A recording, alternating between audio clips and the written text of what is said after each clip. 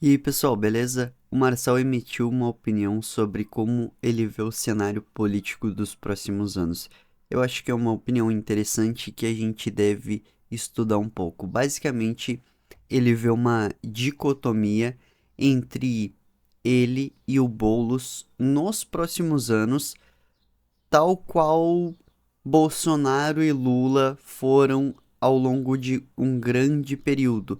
Dois inimigos públicos que representam lados distintos, valores distintos, propostas distintas, mas que monopolizam toda a atenção. Vamos assistir. Eu vejo que você é um cara que, assim como tem Lula e Bolsonaro, vai ter um tal de Guilherme e Pablo nos próximos 30 anos. Isso me incomoda, você acredita? É um sentimento que eu tenho.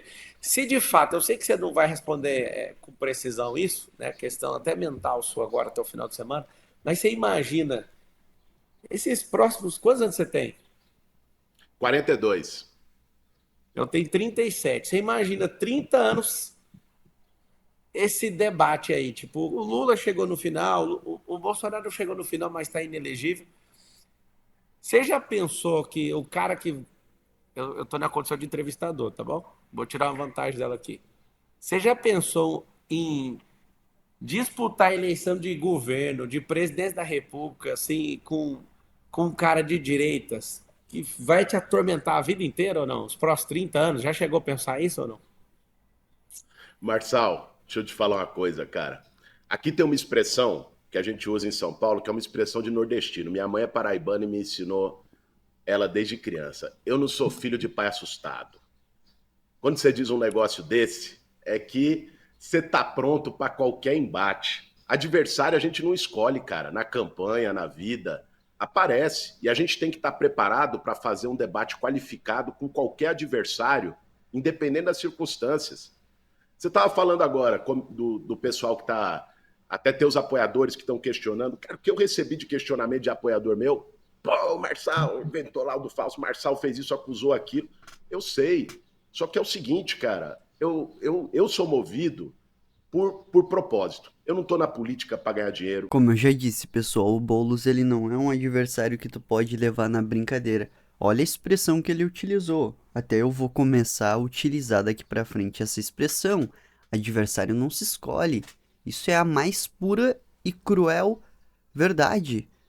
O jacaré que vai atacar uma presa, ele não vai escolher a melhor presa possível, mas a que está disponível. E a presa que está disponível não vai poder dizer: Ô jacaré, espere, não me ataque. Não é assim que funciona a vida real, não é assim que funciona o mundo animal, não é assim que funciona.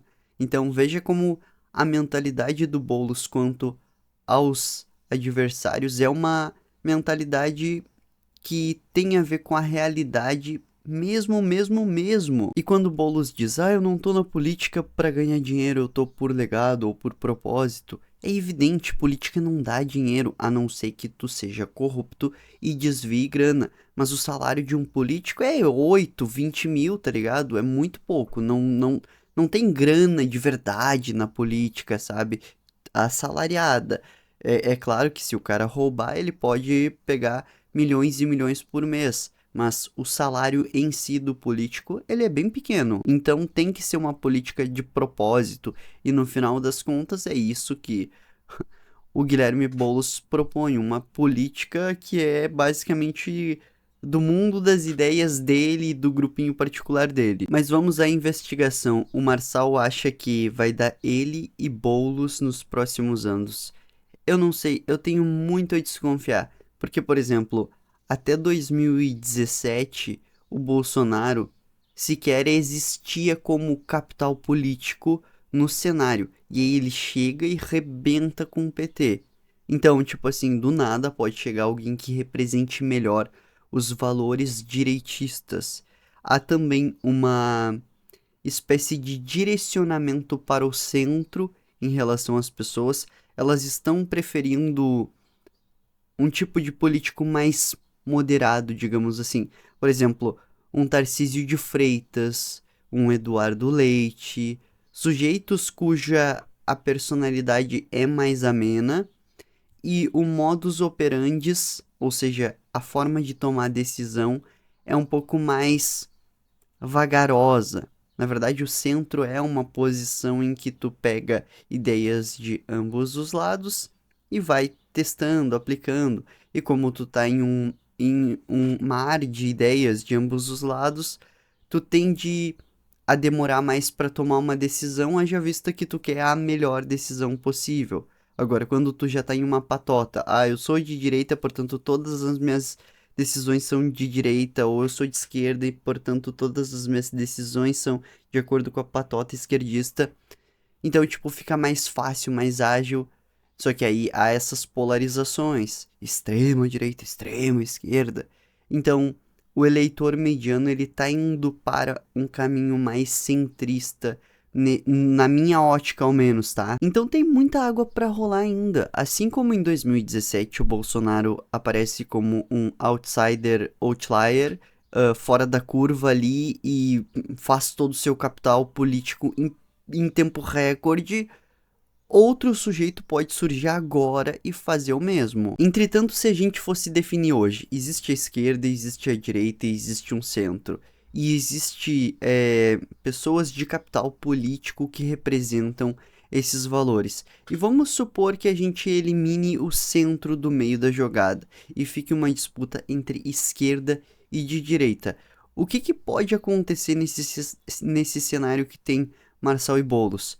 Pode do nada o Felipe Neto entrar na competição.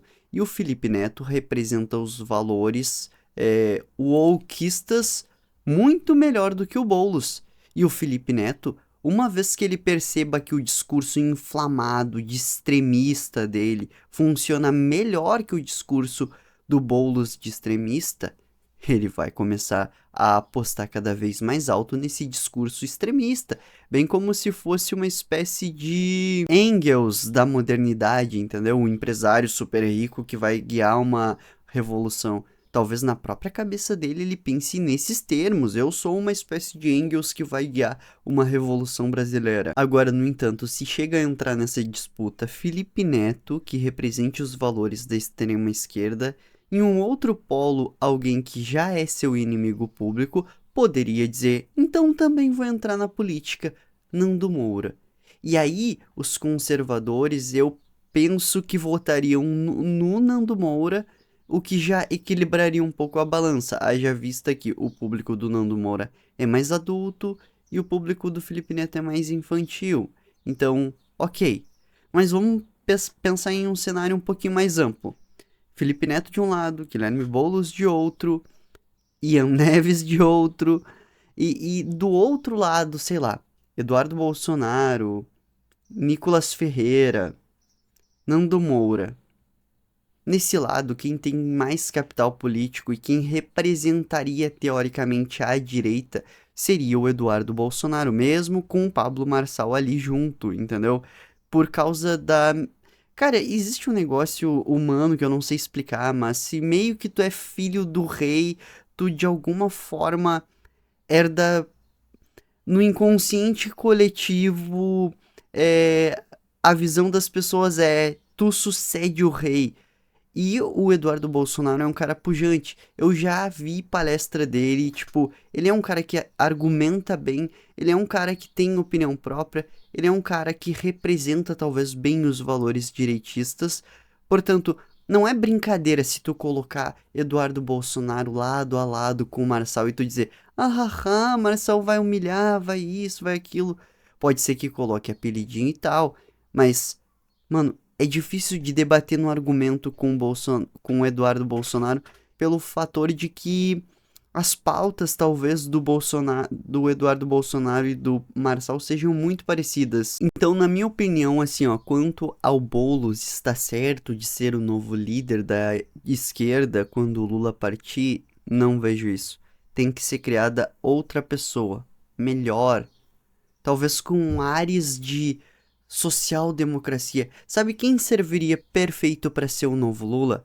Eduardo Leite, entendeu? Não, eu sou meio que de esquerda, meio que de direita, mais centrista e tal, mas sempre ao lado do PT.